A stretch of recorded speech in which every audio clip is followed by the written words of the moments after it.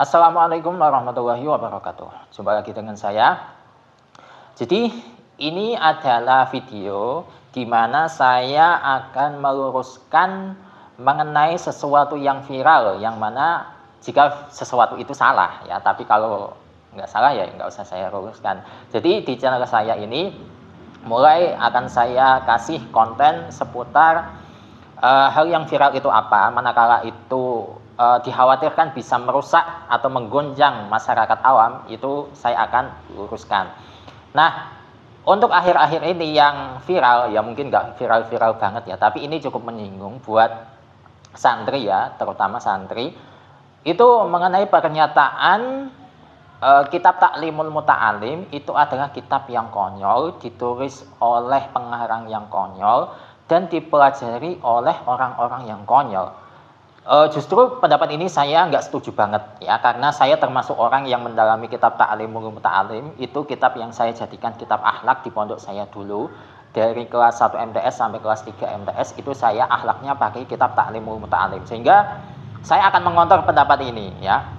Sekaligus saya akan tunjukkan alasan kenapa kok kitab Ta'limul Muta'alim ini sebenarnya itu kitab yang harus dipelajari oleh siapapun yang ingin belajar. Nah, orang yang mengomentari kitab Ta'limul Muta'alim ini adalah kitab konyol, ditulis oleh orang konyol, dipelajari oleh orang-orang yang konyol, itu hanya mengomentari seputar itu. Ketika seseorang mau belajar itu dianjurkan ya, tidak wajib ya.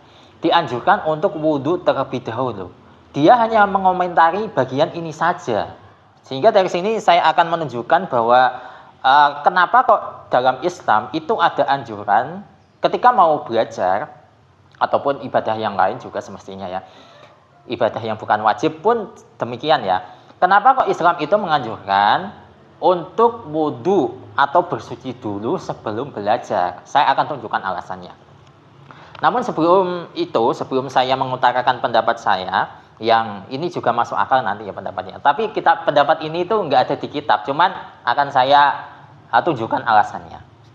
Sebelum itu, kita akan bacakan teksnya terlebih dahulu yang ada di dalam kitab Ta'limul Muta'alim untuk mendapatkan keberkahan dari musannaf ya. A'udzubillahi minasyaitonirrajim. Bismillahirrahmanirrahim. Qala al-musannaf Syekh Az-Zarnuji fi kitabihi Ta'limul Muta'alim rahimallahu ta'ala wa nafa'ana bihi wa bi ulumihi wa bi ulumi sa'iri sholihina wa bi ulumi masyayikhina fid dharain amin ya rabbal alamin. Wa min ta'dimil ilmi ta'dimul kitabi. Di antara cara memuliakan ilmu adalah memuliakan kitab. Nah, ini jelas ya. Fa bagi li talibil ilmi alla ya'khudal kitaba illa bi taharatin. Maka seyogianya bagi seorang penuntut ilmu atau santri itu tidak mengambil kitab atau tidak menyentuh kitab ya, kecuali dalam kondisi suci. Nah, ini sebagai salah satu bentuk takdim santri. Hal sekecil apapun kalau itu menyangkut ilmu dan menyangkut memuliakan ilmu, itu santri itu dianjurkan untuk melakukan hal tersebut. Salah satunya adalah ketika mau belajar atau mau mengambil kitab, itu kondisinya harus suci.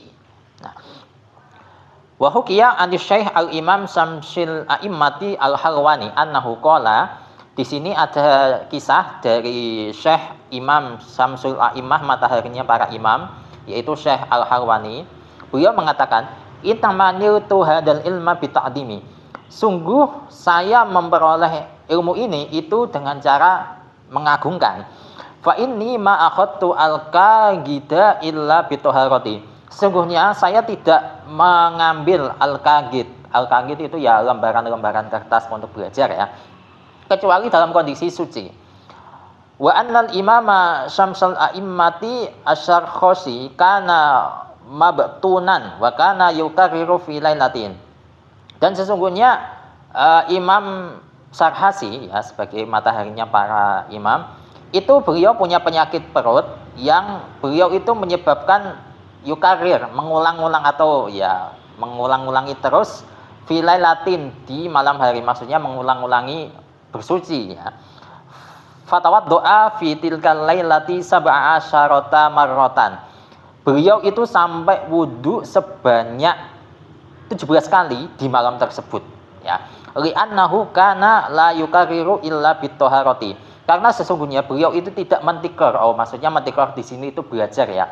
beliau itu tidak mau mengulang pelajarannya, ya belajar lagi, kecuali dalam kondisi suci. Hada di annal ilma nurun wal wudu'u nurun, atau wal wudu'a juga bisa sih. Nah, ini semua dilakukan karena sesungguhnya ilmu adalah cahaya, sedangkan wudu itu juga cahaya. Fayazdadu nurul ilmi bihi. Maka cahaya ilmu itu bisa menjadi bertambah dengan wudu. Ya, itu. Itu adalah redaksi di kitab Ta'limul Muta'alim di bagian matanya yang menjelaskan mengenai disunahkannya atau dianjurkannya seseorang itu bersuci sebelum belajar. Nah, sekarang saya akan utarakan pendapat saya kenapa kok ada anjuran seperti ini. Kita itu ibarat komputer, ya. Kita menyimpan file berupa dokumen, film, ya maksudnya video, gambar, kemudian apapun yang berupa file itu bisa disimpan di dalam komputer.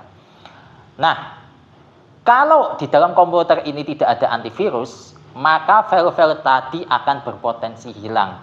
Atau kalau misalkan file tadi tidak hilang, itu akan berubah menjadi virus juga. Begitu juga untuk diri kita. Kita belajar ilmu apapun, agama, sosial, budaya, ilmu kemanusiaan, ilmu sains, dan yang lain sebagainya, itu kita bisa pelajari semua. Namun ketika kita dalam proses belajar tersebut itu tidak dalam kondisi bersuci, itu dikhawatirkan akan terjadi kecelakaan dalam ilmu yang kita pelajari. Contoh kecelakaan tersebut itu seperti ketika kita menyampaikan ilmu yang sudah kita pelajari ke orang lain, itu akan berpotensi lupa, ya.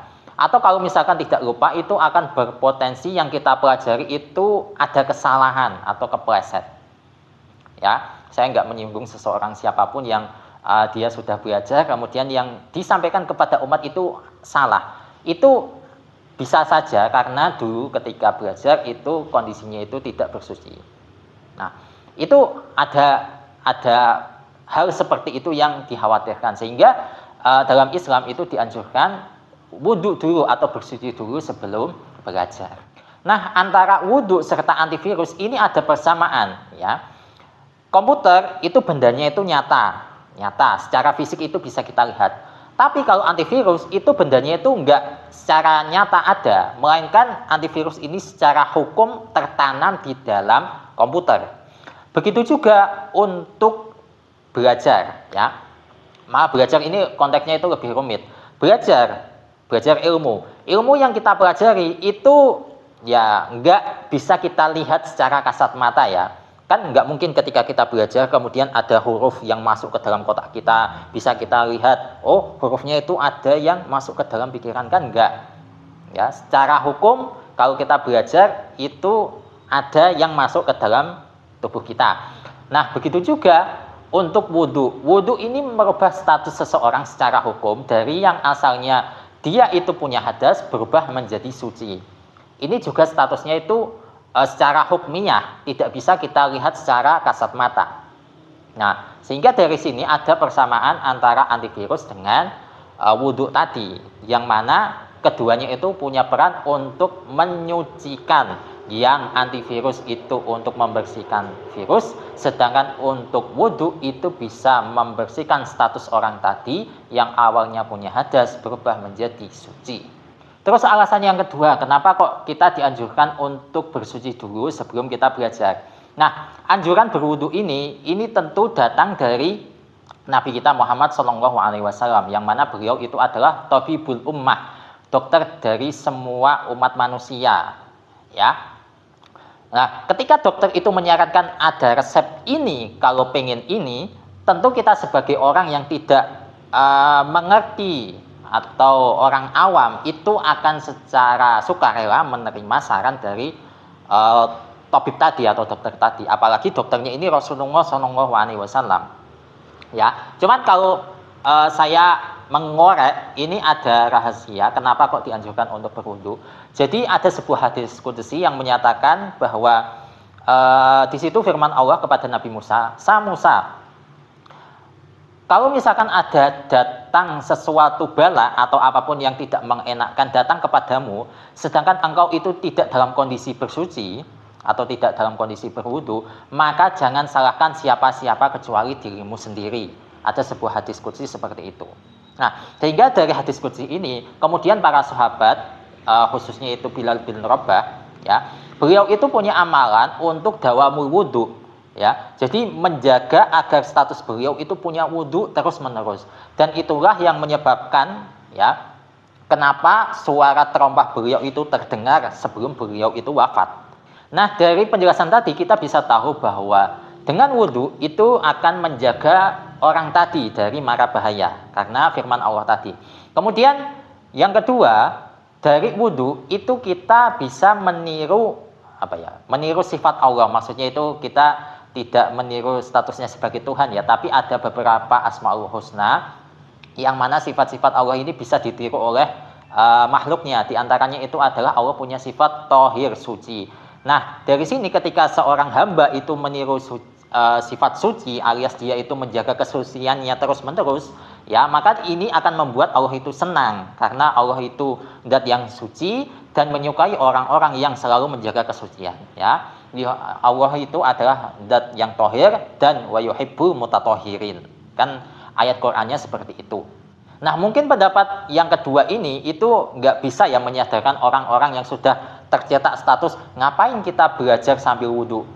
Kan bisa saja kita belajar tanpa wudhu. Mungkin orang-orang yang seperti ini itu nggak akan mempan dikasih mauidhah seperti itu, ya. Jadi untuk kasih mauidhahnya yaitu tadi kita perumpamakan sebagai komputer. Komputer itu ada antivirusnya. Antivirusnya itu secara kasat mata itu memang tidak terlihat, tapi bisa dirasakan manfaatnya secara besar. Begitu juga untuk wudhu, ya. Wudhu itu mengubah status hukum seseorang tadi. Memang tidak terlihat secara kasat mata, tapi manfaatnya itu luar biasa. Karena yang ngomong seperti ini itu bukan siapa-siapa, melainkan Rasulullah itu sendiri yang menganjurkan umatnya untuk terus dawamul wudhu. Nah, jadi sekian dulu untuk logika mengenai anjuran berwudhu sebelum kita belajar yang bisa saya sampaikan. Mungkin kalau kalian punya logika yang masuk akal mengenai hal ini, mengenai seputar anjuran Islam untuk berwudhu dulu sebelum belajar, silakan tulis di kolom komentar, ya, agar orang-orang yang mengkritik tradisi Islam seperti ini harus sadar, ya. Kita doakan mereka itu sadar. Dan meskipun amalan dawamul wudhu ini istilahnya itu nggak bisa kita amalkan, bukan nggak bisa, memang tidak kita amalkan setiap hari. Setidaknya itu kita meyakini bahwa lebih baik itu ketika mau belajar itu wudhu dulu, ya, dibandingkan tidak wudhu. Meskipun itu kita tidak amalkan setiap hari, ya, termasuk saya itu juga nggak bisa mengamalkan ini itu setiap hari, ya, mungkin karena kelemahan saya sebagai manusia. Tapi di 1-2 kesempatan itu saya amalkan mengenai ini. Sebelum belajar saya wudhu dulu. Misalkan sebelum ngaji pagi itu biasanya itu saya tetap menjaga wudhu saya. Kalau di tengah pengajian kok saya batal, ya itu sudah konteks yang lain. Tapi sebelum belajar itu saya usahakan untuk wudhu dulu. Nah, jadi itu untuk video kali ini. Semoga ini bermanfaat untuk kalian dan bisa menyadarkan orang-orang yang mengkritik mengenai tradisi wudhu sebelum belajar. Wallahu a'lam bishawab. Kita akan jumpa lagi di kesempatan selanjutnya dengan video yang lain. Wassalamualaikum warahmatullahi wabarakatuh.